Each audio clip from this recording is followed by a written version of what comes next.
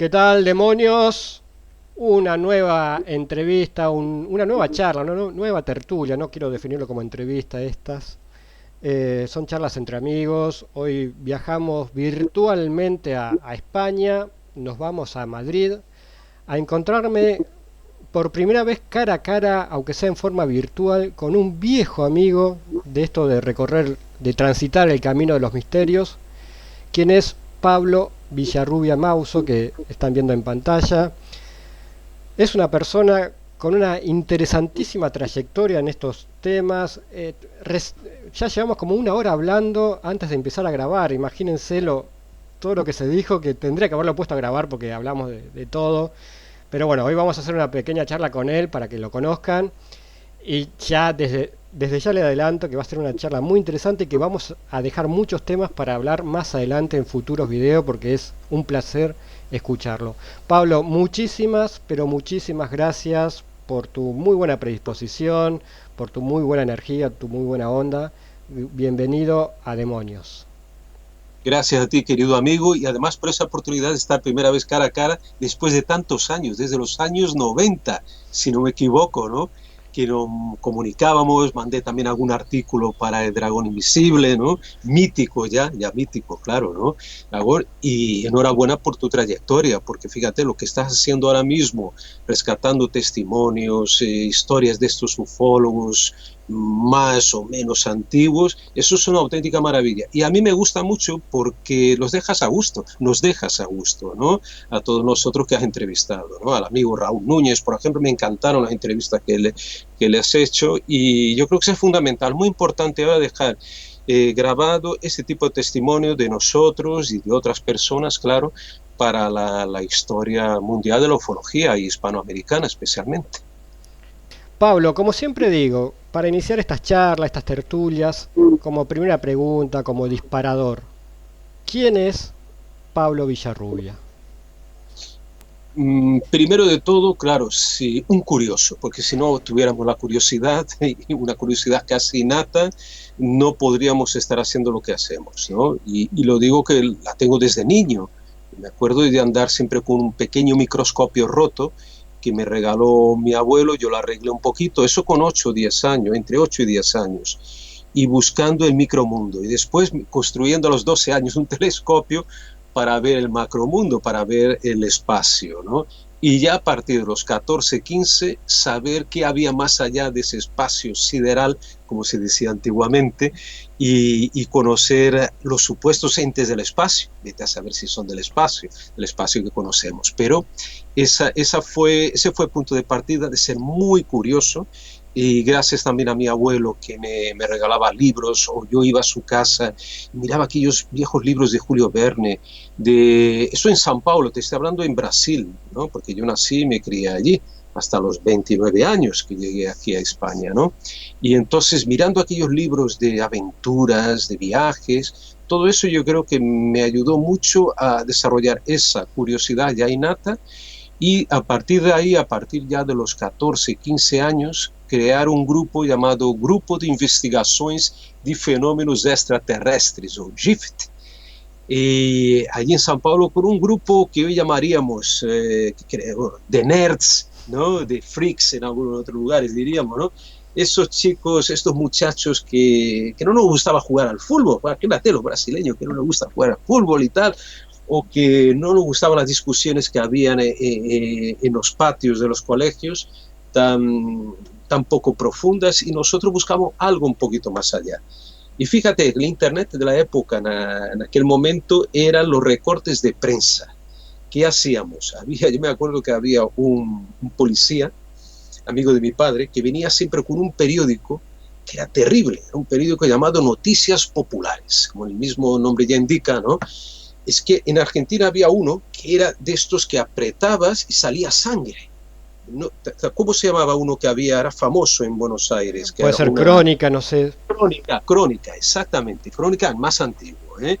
Pues en aquella época, estoy hablando de los 70, 70, había un periódico con esas características, pero había algo muy interesante. Era un periódico que siempre publicaba noticias de ovnis, de fenómenos paranormales, además de la chica ligera de ropa en la contraportada, y en la portada el individuo todo destrozado, asesinado, agujereado ahí por una balacera, como dicen en México, por un montón de balas, pero era ese, digamos, uno de los medios que yo empecé a rescatar noticias curiosas, porque claro, siempre había espacio para una noticia de descubrimiento arqueológico que publicaban.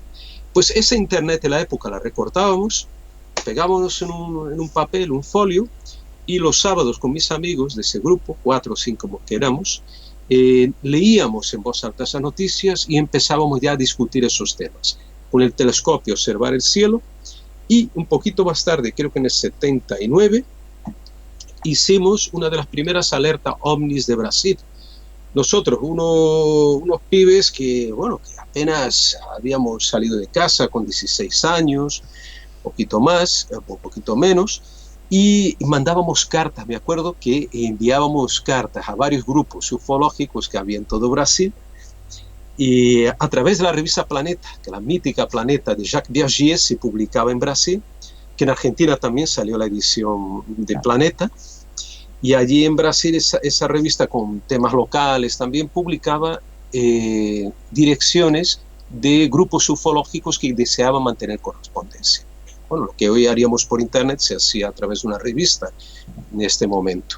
Entonces yo mandé cartas y yo creo que aquella gente, claro, no sabía que nosotros éramos un grupo de muchachos ahí de 14, 15, 16 años, ¿no?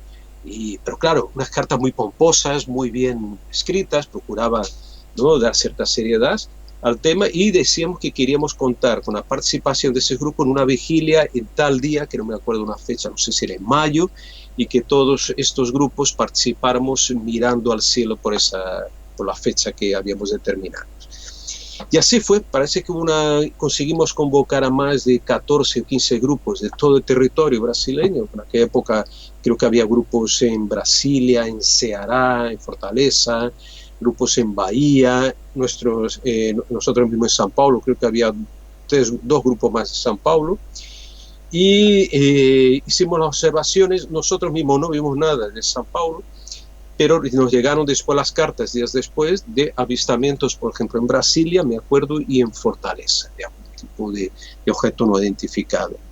Y eso más o menos fueron nuestros inicios, ¿no? O sea que intentábamos ya introducirnos en ese tema, porque yo había visto más o menos la primera vigilia o unas primeras alertas ovnis de Brasil, lo había hecho un grupo, la APEX, Asociación de Pesquisas Exológicas, de ya mítico Max Berezovsky, que era un médico inólogo que muy conocido en el mundo ufológico brasileño, y él, yo creo que unos años antes, quizás 75, 76, no me acuerdo exactamente, había convocado una alerta de esas características.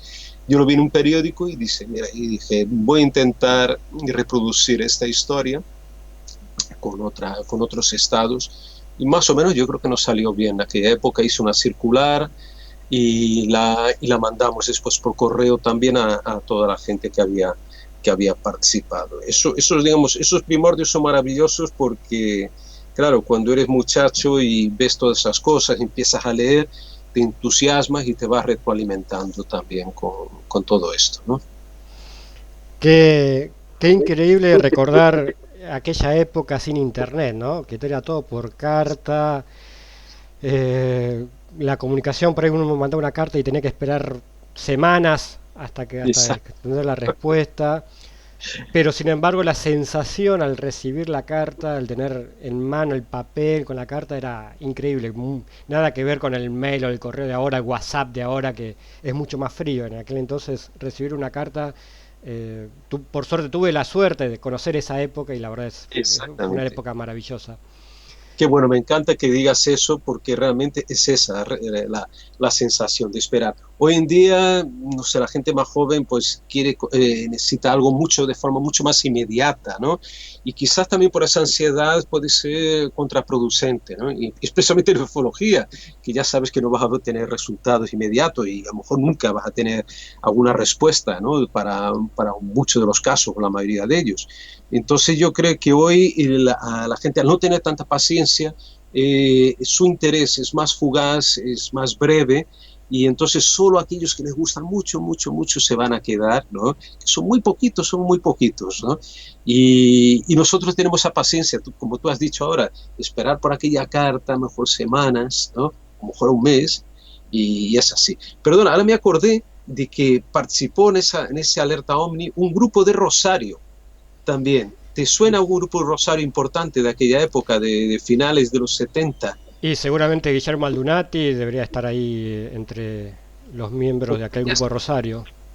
Tenían un boletín, que me mandaban el boletín también mimeografado, aquellos famosos aparatitos que ponías ahí una hoja como papel carbón, que lo mojabas con alcohol, ¿no? Y te sacaba hasta 50 copias, más o menos bien, ¿no? Y era un grupo de Rosario importante. Ahora me acordé que había también un grupo argentino. Sí, Rosario acá en Argentina es una cuna muy importante en cuanto a la ufología, o sea, muchos grandes personas de la ufología provienen de Rosario. De hecho, actualmente Rosario también tiene una actividad muy importante en cuanto al tema ufológico, así que siempre es generador Rosario de grandes investigadores y difusores de este tema. De aquella primera época de tu vida que vivías en Brasil, como bien decías, naciste en San Pablo, eh, mencioname algún caso que te haya particularmente impactado, que vos hayas investigado o de la ufología brasileña en general. ¿Cuál me dirías así un caso puntual? Mira, fueron muchos. Si quieres, yo te puedo hablar y podemos avanzar en otro, si quieres, en otro programa, casos que fui investigando, pero te puedo hablar uno que en aquella época me llamó la atención, que prácticamente desconocido, ¿eh? Y te cuento, fue a raíz de estas reuniones del GIFT, del Grupo de Investigación de Fenómenos Extraterrestres. No sé cómo, llegó un periodista a mi casa y no sé por qué motivo, cómo llegó. Y este hombre nos hizo una entrevista a mí y a los compañeros del grupo y lo publica en un periódico de barrio, pero más o menos grande, un periódico de cierta repercusión en el barrio, Gazeta da Zona Norte de São Paulo. Y ahí, como ni teníamos siquiera teléfono, imagínate, que eran caros los teléfonos en aquella época, ¿eh? Una línea telefónica, tú te acordarás también, en Buenos Aires no era barato, años 70, incluso hasta los 80, ¿no? Después empezaron a baratear. Pues yo puse, mira, los que quieran entrar en contacto con nosotros, que era nuestro deseo, ¿no? Contactar con gente que estuviera también interesado, que me escriban a esta dirección, Rua Cássio Almeida, tal, en Vila Guilherme, zona norte de São Paulo. Y fíjate qué curioso, amigo Carlos, que nos aparece un día, unas semanas después de la publicación, un muchacho de unos 10, creo que tenía 18 años, era un poquito más mayor que nosotros. Este chico se llamaba Antonio Carlos, ahora no me acuerdo el apellido. Y el chico viene con una carpeta debajo del brazo y se presenta, llama al timbre de casa y dice, ¿puedo pasar y tal? Que yo he visto, mira, tengo aquí el recorte. Hombre, venga, tal, si está interesado a hablar. Y se personó y empezamos a hablar. Y este muchacho traía en su carpeta una cantidad inmensa, no sé, a lo mejor 30 o 40 fotos de supuestos ovnis e incluso alguna de algún supuesto extraterrestre. Imagínate eso con un muchacho de 16 años, 15 o 14, mirando esas fotos, nosotros con los ojos de este tamaño, viendo enormes, viendo aquellas fotografías que yo no te puedo decir si eran verdaderas o no, como mucho, o sea, por lo menos eran extrañas para nosotros, era una novedad, era algo que nos impactó. Y aquel chico era un chico de eso, 18 años, aparentemente normal, con sus anteojos de cristales muy gruesos, y empezamos a preguntarle, bueno, ¿y cómo sacaste esas fotos? No, es que yo tengo una cámara fotográfica y de vez en cuando apunto para el cielo y me aparece esto.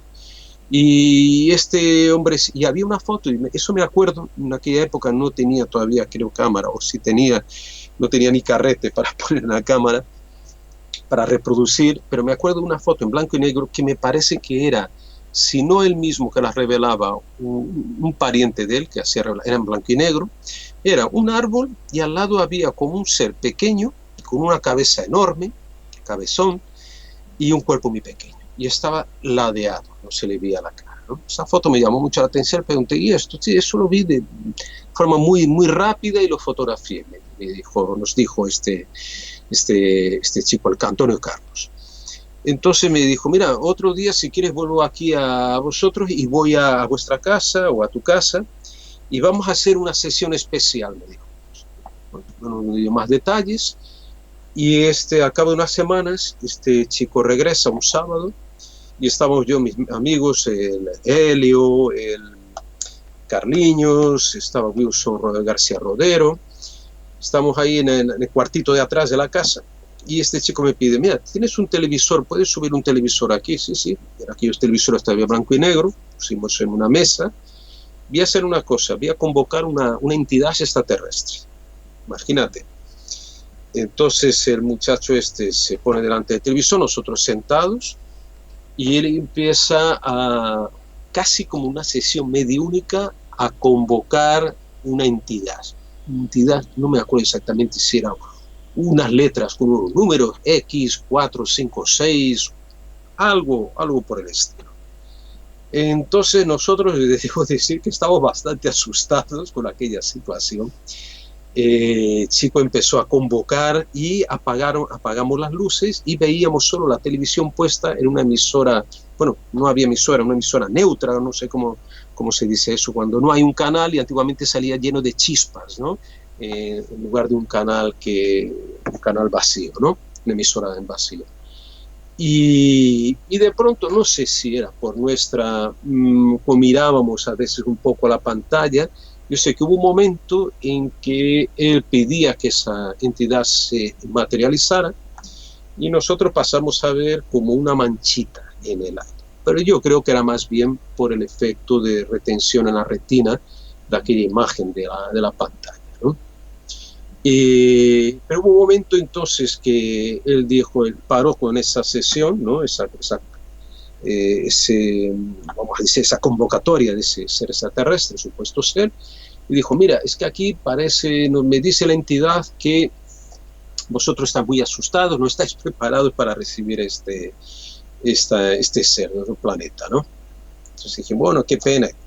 Entonces nos trae un periodiquito, bueno, no, el periódico no, nos cuenta enseguida una experiencia que él tuvo, que él se había curado de forma milagrosa porque él tenía un problema muy serio de riñones, no sé si, creo que necesitaba un trasplante de riñones, y entonces él estaba ingresado en un hospital y de noche él dijo que vio como por la ventana del hospital, estaba aparentemente solo en esa habitación y ve como un rayo de luz entra por la ventana y se materializan dos seres pequeños.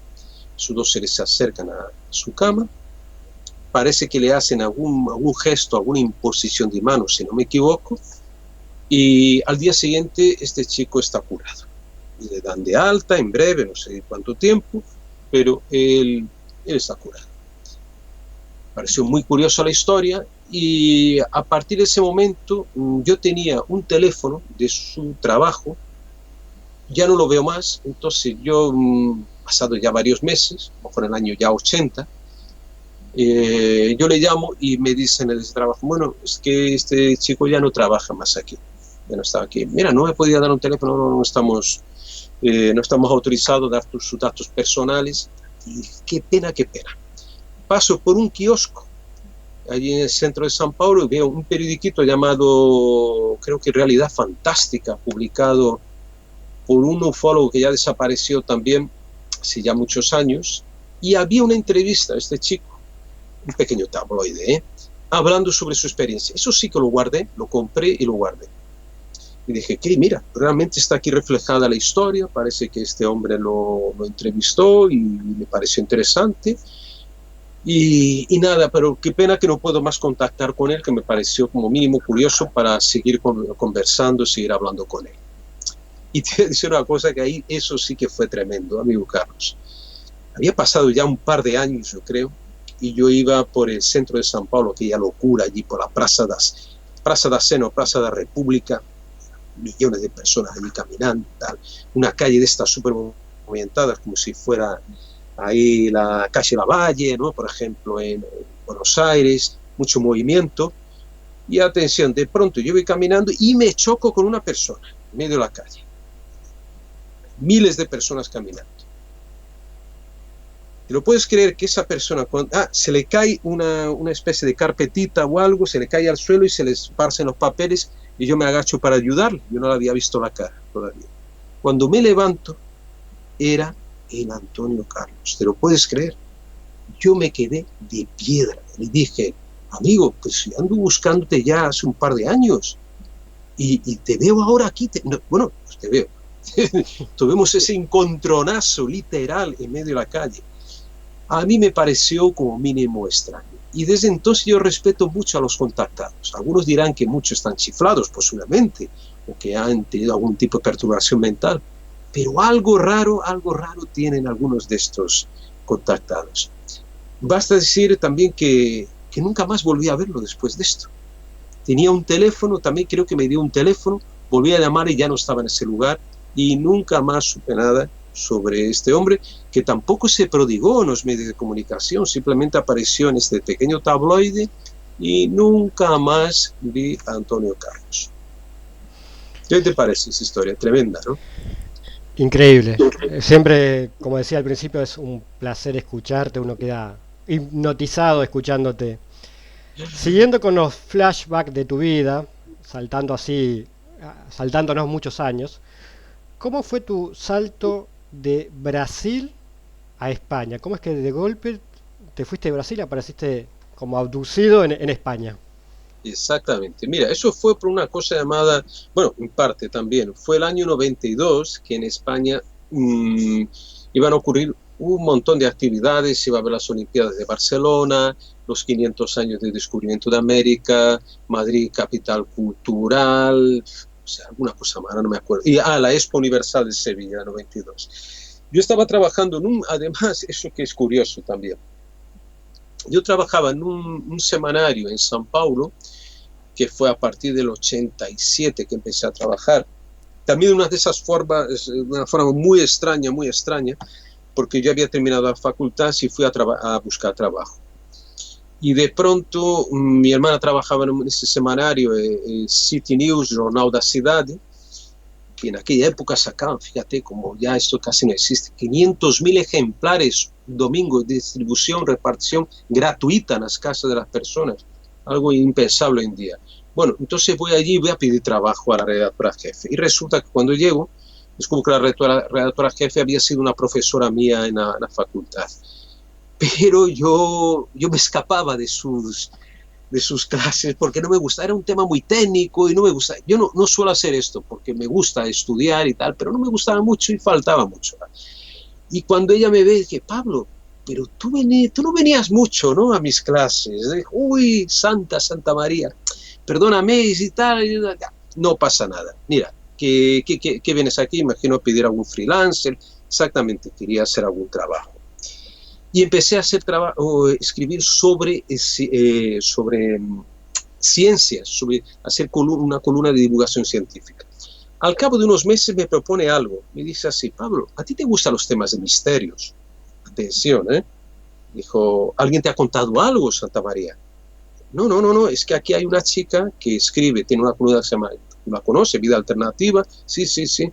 Y va a dejar la columna y entonces, no sé, yo pensé en ti, como hace ciencia, no sé, a lo mejor alguna cosa en paralelo. Hombre, yo encantado y claro que sí, que me gusta toda la temática, tanto terapias, ufología, parapsicología, pues la columna es tuya. Y fíjate que en aquella época no había, al menos en San Paulo, una ciudad que ya tenía en aquella época a lo mejor 15 millones de habitantes, no había una sesión dedicada a estos temas. Había la revista Planeta, es así especializada, pero en periódicos, salvo noticias esporádicas, pero no una columna. Entonces tuve todavía por encima el privilegio de poder hacer una columna, ¿no?, sobre esos temas y dedicarme hasta principios de 92, y ahí vamos a la pregunta que me hiciste, cuando veo que Brasil está muy mal, el plan Collor de Melo, que bueno, hizo un corralito terrible en Brasil, aquello, yo creo que fue hasta peor que de la Argentina, imagínate lo que te digo, se confiscaron el dinero y yo tuve la suerte, eso sí, de el poco dinero que tenía ahorrado lo había comprado en dólares, o sea, había cambiado en dólares, ¿no? Y gracias a ese dinero, cuando vi que la situación de Brasil era catastrófica, dije, mira, me voy a España, no tenía nada, no conocía a nadie, te lo juro, salvo, ahora te diré qué pasó. Y voy a Madrid a hacer una tesis doctoral, que yo tampoco conocía nada. Ahora te contaré cómo voy allí, cómo llego. Y me entero también, bueno, como hay todas esas actividades de 500 años, limpieza tal, aproveché, vi a escribir como freelancer, porque tuve que desligarme del periódico, y a veces como colaborador puedo ganar algún dinero y consigo una beca. Pero antes de esto, en el 89, conozco en São Paulo, que vienen para hacer una serie en búsqueda de misterio, a Fernando Jiménez del Oso y a JJ Benítez. Y como yo trabajaba en ese periódico y tenía la columna, había una gran amiga, Carmen Barreto, que trabajaba en Editorial Mercurio y me llama: Pablo, mira, tú que hablas español, aquí tenemos a dos españoles, uno te sonará, que es JJ Benítez, que escribe, está lanzando El Caballo de Troya aquí y tal, y a lo mejor te interesa entrevistar. Y dije que sí. Sí, claro que sí, me interesa. Y vine acompañado de un señor llamado Fernando Jiménez del Oso. Yo no conocía a Fernando Jiménez, después me di cuenta que había salido unos fascículos en Brasil, que también salieron en Argentina, que los llevaba Fernando Jiménez del Oso sobre ovnis, sobre la temática ovni. Y entonces ellos venían a grabar a Gasparetto, Antonio Gasparetto, que falleció creo que hace un par de años, el medium, tan importante, que hacía dibujos, pinturas mediúnicas con una rapidez, supuestamente mediúnicas, digo, con una rapidez asombrosa. Decía que pintaba un Picasso en 2-3 minutos, eso sí que lo pintaba, y tenía hasta muy buena calidad de trabajo artístico y en trance. Entonces entrevisto en la editorial a JJ Benítez y por separado a Fernando Jiménez del Oso, y la verdad es que me caen muy bien los dos y viceversa. Y Fernando me dice: Pablo, tú que hablas español, tal, ¿no quieres ser el corresponsal nuestro de la revista Más Allá? En aquel momento Fernando Jiménez del Oso era el director al principio de toda la revista, ¿no? Más Allá de la Ciencia, era el director, y me pidió que le mandara artículos desde Brasil. Y con Juanjo Benítez también muy bien, tipo muy agradable, y me pidieron que fuera con ellos a participar de aquella. Ellos hicieron, convocaron a Gasparetto en un teatro con muchas personas y pusieron unas cámaras enormes. Yo creo que eran cámaras una cámara de 35 milímetros y había otra de 16, incluso la de 35 milímetros estaba sobre una peana, porque era todo muy aparatoso en aquella época, no había cámaras ligeras de vídeo como hoy, ¿no? Pero con una calidad inmensa también. Y entonces grabaron a Gasparetto, yo estaba ahí fotografiando, además salgo un poquito en el reportaje ese que es Gasparetto, que se llama así, En Busca del Misterio. Y a partir de ese momento Fernando me dijo: mira, cuando viajas por España, un día si vienes por allí, búscame. Y yo fui a finales de 91 y yo creo que visité a Fernando, visité también Más Allá y hablé con Javier Sierra, que estaba colaborando en aquella época. Y que más estaba con Enrique no hablé en aquel momento, Enrique de Vicente, fue ya a partir de 92.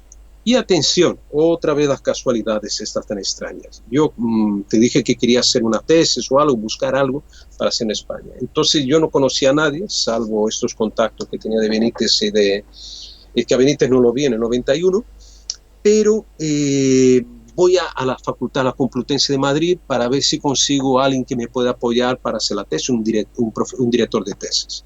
Te digo que la primera puerta que encuentro abierta en un departamento que entré al azar, me encuentro un señor bajito y tal, y él percibe mi acento y dice: vos es brasileiro, ¿no? Sí, soy, tal, ¿cómo sabe? No, porque yo soy gallego y yo viví en Bahía. Mi padre era buscador de diamantes o de tesoros allí en el interior de Bahía. ¿Qué vienes a hacer aquí? Y dije: bueno, quiero que alguien me oriente la tesis. Dame los papeles que te los firmo. Te lo juro que fue así, amigo Carlos, ¿eh? Y así fue a parar allí en Madrid. Y ya en el 92 ya estaba colaborando con don Fernando Jiménez del Oso en su revista ya desaparecida, mítica Espacio y Tiempo, con Más Allá, y en poco tiempo también yo creo que con Enrique de Vicente en otra mítica revista que es Año Cero, ¿no? Que todavía está, por suerte, todavía circula, ¿no? Y que me dio muchas alegrías porque llegaba mucho a América, y ahí tuve muchos lectores también en Argentina, especialmente, ¿no? Y en México, con los que después pude intercambiar mucha información, ¿no? Viendo tu extenso currículum vitae, entre tantos temas en los cuales estás relacionado, hay uno que me llamó particular o que me interesa particularmente, que es arqueología. También Ujú. es otro tema que ya vamos a abordar más en Sí, sí, extenso en sí. otro video, pero ¿qué me puedes decir de la arqueología y los misterios? Bueno, es que la arqueología, como te dije, en paralelo con el tema OVNI, cuando recortaba aquellos famosos internets de papel, ¿no? Aquellas informaciones de la época de estos periódicos como Noticias Populares y tal. Además, yo creo que yo compré alguna cuarta dimensión en algún kiosco que llegaba de San Paulo, atención, alguna cuarta dimensión mítica también de Fabio Serpa. Veía, claro, había muchas noticias de arqueología y ya se hablaba mucho de Atlántida en aquella época, mucho más que ahora, mucho más. El tema Atlántida estaba de moda y había mucha gente, no digo mucha, algunos no arqueólogos, porque los arqueólogos oficiales, ¿no? Más ortodoxos, muy difícilmente se dedicarían a estudiar el tema Atlántida. Y yo creo que la cosa empezó por ahí porque veo una noticia, yo tendría a lo mejor 10 años, de que los rusos habían encontrado la Atlántida en España, en la región de Gibraltar, creo que era Gibraltar, cerca de Gibraltar o Cádiz, por ahí. Esa noticia me llamó la atención y a partir de ahí también me interesó mucho el tema Atlántida y empecé a buscar atlantólogos y entre ellos me encontré una figura fascinante que a lo mejor te sonará a ti y a los oyentes, que era Gabriel D'Annunzio Baraldi, este italiano que vivió muchos años en Argentina, y después pasó a vivir en Brasil.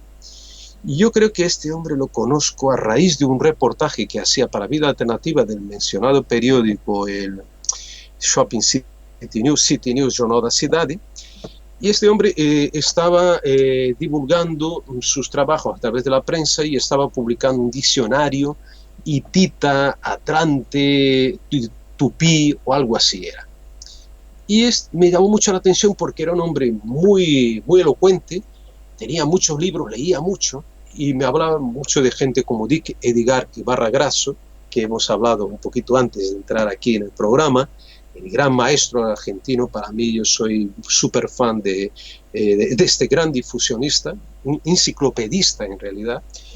Y claro, a partir de estas personas que me mencionaba Baraldi, después hallazgos que surgieron no solo en toda América Latina y en Brasil, precisamente porque hubo una historia que me fascinó, y ahí podemos hablar largo y tendido en otra ocasión, la historia del coronel Fawcett, Percy Fawcett, que desaparece en 1925 en las selvas de Brasil. Yo creo que esa fue la primera, aparte del tema de Atlántida, la primera gran historia, que también está vinculada, claro, gran historia así de misterios arqueológicos que me llega a mis manos. Yo creo que tendría 12 años, por ahí. Ya, eso fue bastante precoz de interesarme desde pequeño, ¿no? Y entonces me interesa mucho el tema y por qué había un periodista, ya fallecido en aquel momento, que se había dedicado a escribir libros sobre ciencia ficción y ciencia ficción arqueológica, que era Jerónimo Monteiro. Jerónimo Monteiro fue uno de los padres de la ciencia ficción brasileña. Hoy un poco olvidado, pero un personaje fantástico. Escribió sobre ovnis, escribió sobre antiguas civilizaciones, y en uno de sus libros, llamado La Ciudad Perdida, en ese libro, La Ciudad Perdida, él menciona a Fawcett. Yo creo que por ahí fue la primera referencia que tuve, porque él lo mete en la historia de la novela de una ciudad perdida en Mato Grosso. Yo creo que ahí me fascinó tanto la historia de Fawcett, que empecé a investigar. Claro, él desaparece en Mato Grosso, como dije, con su hijo, en 1925, supuestamente buscando una ciudad que estaría emparentada o que habría supervivientes, quizá, según algunos, de Atlántida. Y a partir de ahí empiezo mi búsqueda de esa ciudad y de otras. Incluso hay una pista muy interesante, es un artículo que publiqué en la revista Enigma, ya desaparecida desgraciadamente, hace ya unos años, de que una ciudad del norte, la Tilcara, la vida de Tilcara, a lo mejor te suena, que está a veces me confundo, en Jujuy, si no me equivoco, encuentro información de que estaría vinculada, que podría ser la famosa ciudad del manuscrito 512, que era en el cual se basa Fawcett para buscar las ciudades perdidas de Mato Grosso y de Bahía. Pero ese dato creo que me lo da, ese dato, vamos a reivindicar la autoría, Gabriel D'Annunzio Baraldi. Me da el dato de que en Tilcara o Tilcará sería esa ciudad manuscrito 512. No me acuerdo con detalles, pero un día, si quieres, podemos hablar sobre esa vinculación, que siempre la sitúan en Brasil, pero Baraldi la situaba en el norte, en el NOA, en el norte argentino. Y de hecho fui ahí para conocer el lugar, un lugar muy interesante, una pequeña Machu Picchu ahí en el norte de Argentina, así como Quilmes también, que fui a visitar también, que era muy interesante. Y entonces, a partir de estas figuras, estos personajes que yo reivindico, y tú también, aquí en el programa, que eso es fundamental, como Baraldi, otro, el profesor, hombre, pues estaría siendo injusto si no me acordara de Aurelio de Abreu, otro personaje maravilloso, que publicó libros sobre misterios arqueológicos, y era el que escribía tenía una sesión fija de arqueología en la revista Planeta brasileña, ¿no? Como volvemos a repetir, fundada por Jacques Piaget y Luis Pobels, ¿no? Entonces, ya otra casualidad, si me permites, amigo Carlos, resulta que cuando estoy voy a estudiar periodismo en la Facultad Casper Libero de São Paulo, cuando entro allí, ahí teníamos clases de antropología, imagínate, nivel muy bueno, o sea, tener antropología para periodistas, no sé si hoy hay esa disciplina, pero nosotros teníamos antropología. Y el maestro de esa disciplina era Aurelio de Abreu, el autor de estos artículos y arqueólogo. Entonces, cuando, claro, yo me acerco humildemente a él y digo, maestro, perdone, tengo un libro suyo de arqueología y leo sus artículos en la revista Planeta. Bueno, ahí ya el maestro, me adoptó inmediatamente. Eres el único que lee mis artículos en esta aula. Fantástico, amigo Pablo, y tal. Claro, ya me hice amigo del maestro Aurelio y me confidenció, me acuerdo, a lo largo de muchos años, yo visitándole en su minúsculo despacho repleto de libros de arqueología, había conocido mucho también Argentina, toda América Latina, me fue, digamos, inculcando todavía más ese interés por los misterios arqueológicos, básicamente. Aurelio falleció hace unos años. Mira, no sé si por aquí tengo una cigarrera que me regaló su hija, creo que la tenía aquí por la mesa, ahora mismo no la encuentro, debe estar, la he guardado para que no atrapara polvo. Y entonces Aurelio fue uno de los que investigó una de las historias que también me llevó a viajar por lugares remotos de América, especialmente la Amazonía. Él investigó la famosa historia de Acacor, la ciudad perdida de Acacor, que era basado en la crónica de Acacor. Bueno, la historia es el libro, ¿no? Que a lo mejor lo conoces, claro, Crónica de Acacor, escrito por el periodista Karl Brugger, en aquellos años 70, ¿no? A partir de informaciones de un supuesto indígena llamado Tatún Canara, y que describía una serie de ciudades fantásticas en las selvas amazónicas, pirámides también ancestrales, y la presencia de nazis previa a la Segunda Guerra Mundial en las selvas amazónicas y durante también la Segunda Guerra Mundial. Y Aurelio estaba atrás de esa historia y él, según él me contaba, que él había sido amenazado de muerte por investigar, seguir la pista, ¿no? de Acacor y de la muerte del periodista, porque el autor de este libro, Crónica de Acacor, Karl Brugger, un periodista alemán de la Deutsche Welle, si no me equivoco, acaba siendo asesinado en la calle de Río. Me parece que a principios de los años 80, lo que aumenta todavía más el misterio en torno, ¿no? Esa fantástica historia de Acacor. Por ahí te digo los principios, más o menos, amigo Carlos. Haciendo también un resumen muy rápido de tu vida, llegamos a esta última etapa. Obviamente nos estamos salteando un montón de cosas, estaríamos días hablando contigo, pero en esta última etapa estás muy relacionado con el programa Cuarto Milenio que conduce Iker Jiménez y Carmen Porter. Contanos un poco cuál es tu relación con el programa, qué es lo que haces en el programa de Cuarto Milenio. Bueno, primero decir que Iker Jiménez, el gran amigo Iker, lo conozco creo que prácticamente casi un año después que llegué a Madrid, a España, creo que fue en el 93. Muchacho de 18 años, creo que tenía Iker en aquel momento, Carmen un poquito después, creo que la conocí, yo tendría poco más de 16 años, y vi que eran chicos muy activos. Ellos investigaban las caras de Belmes en aquella época. Y yo vivía en un barrio de Vallecas, un barrio muy humilde, y ellos venían fin de semana a mi casa a proyectar diapositivas de las caras de Belmes, famosas y míticas caras, ¿no?, que aparecían de forma misteriosa sobre unas losas, sobre unas paredes, una casa de Belmes de la Moraleja, que es un pueblo del sur de España, ¿no?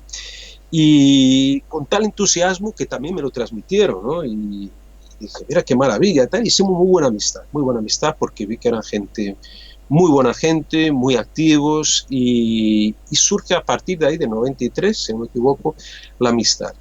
Pasan muchos años, bueno, después en el año 2000, 2001, creo que fue 2001, que Iker crea un programa también muy importante, Milenio 3, que hasta hoy se oye, ahí se descarga, mucha gente se descarga de iVoox y otras plataformas, programa ya mítico, y él creó toda una escuela, ¿no?, de comunicación, de divulgación de todos los fenómenos, de todos los misterios, de una forma magnífica, un comunicador de primer orden, ¿no?, como ya lo conocéis.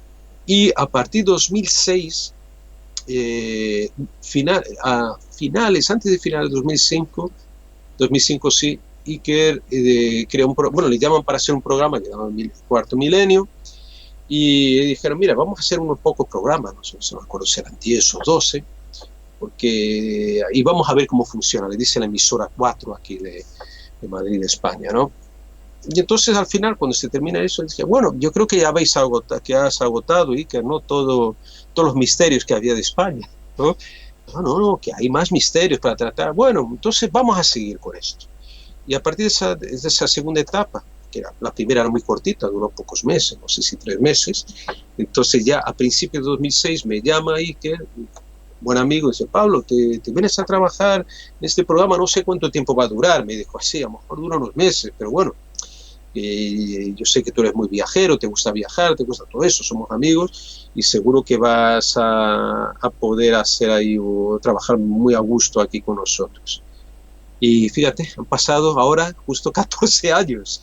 Los temas no se han agotado, como todavía se han multiplicado más, y ya tengo aquí una lista en este armario. Aquí atrás debo tener ya para otros 14 años de temas en carpetas archivados para hacer, no solo en España, en Portugal, que como hablo portugués, claro, voy a Portugal, hablo francés, también me gusta ir a Francia, y por ventura eventualmente ir a América, como ya hemos estado haciendo reportajes en Venezuela, en Brasil, en Bolivia, en Rusia, en Asia Central, en Cabo Verde, en São Tomé y Príncipe, en Austria, Francia, Bélgica, no sé, ya perdí la cuenta de país. Y aparte los que hice por mi cuenta también, los viajes, ¿no? Pero te estoy diciendo por Cuarto Milenio. Una maravilla, un auténtico lujo, y para mí un privilegio poder estar aquí, ¿no, Carlos? Porque me da la oportunidad de poder seguir investigando y viendo también que la península ibérica es riquísima en casos. Francia también, ¿eh? Te digo, no sé, hay algo especial, no sé por qué, en España y en Portugal. Pero primero también por las historias, estamos hablando de misterios históricos, claro, estamos hablando de territorios ancestrales muy antiguos, desde el megalítico, ¿no? Puedes encontrar aquí un megalitismo tremendo. No como de América, porque claro, en Tafí del Valle, cuando estuve por allí también me pareció extraordinario, pero más reciente. Aquí estamos hablando de mucho de neolítico, ¿no? Europeo, que estamos hablando de más de 8.000 años, ¿no? Entonces, claro, eso me permitió también seguir investigando aquí en España y en Portugal, muchos temas de misterios históricos, arqueológicos. Últimamente estoy haciendo muchos reportajes sobre inventores españoles desconocidos, personajes maravillosos, ¿no? Totalmente desconocidos que inventaron algo. Estoy hablando a lo mejor como Leonardo Torres Quevedo, el creador del ajedrecista mecánico, los primeros autómatas que jugaban a ajedrez, o máquinas que generaban algoritmos, o sea, que hoy palabras tan de moda, y que ya lo hacía eso a partir de los años 10 del pasado siglo. Y también, aparte de esos personajes, estoy también haciendo muchos reportajes sobre desastres, encubrimientos, por ejemplo, como el accidente nuclear de Madrid de 1970, encubierto por el generalísimo Franco, ¿no? El caudillo, que encubrió ese accidente que contaminó una buena parte de Madrid y eso se cayó. Entonces esas conspiraciones también que me llaman la atención y pues estamos haciendo investigaciones, periodismo verdadero, periodismo de investigación, que fíjate, aprendí a hacerlo gracias a la ufología. O sea, que la ufología, debemos todo, yo debo todo a la ufología, que me enseñó a hacer un periodismo que se hace realmente de investigación policíaco, ¿no? Seguir pistas y todo esto, todo ese bagaje acumulado que tenía, lo he aplicado de la misma manera a casos como catástrofes que se encubren, historias de ocultamiento político, militar, todo eso lo estoy aplicando ahora mismo, ¿no? A partir de este conocimiento previo de cómo hacer investigación periodística de un caso ufológico. Como bien decías, después de tantos años tuviste la oportunidad de recorrer y conocer muchos lugares, conocer muchas personas, conocer muchas historias. Un poco para ir ya de a poquito ir finalizando esta primera charla de las muchas que seguramente vamos a tener en Demonios. Si yo te pido que me menciones o un lugar o una historia o una persona de los tantos lugares, personas y lugares que conociste, ¿cuál me dirías? ¿Cuál es aquel lugar o aquella persona o aquella historia, la primera que te venga a la mente? ¿Cuál me dirías? Mira, ahora de inmediato me viene Voronezh o Voronezh, 1989, creo que fue en agosto 89 en Rusia, cuando unos niños, los pibes de un colegio, salen y se encuentran en ese lugar de Rusia, en un parque, se encuentran a un objeto flotando en el aire y bajan o se materializan unos seres muy altos. Incluso uno de estos seres dispara a uno de los niños, le volatiliza, le hace desaparecer delante de la mirada de todos, y cuando aquel objeto desaparece, aquel niño vuelve a aparecer en medio de este lugar, de este parque, ¿no?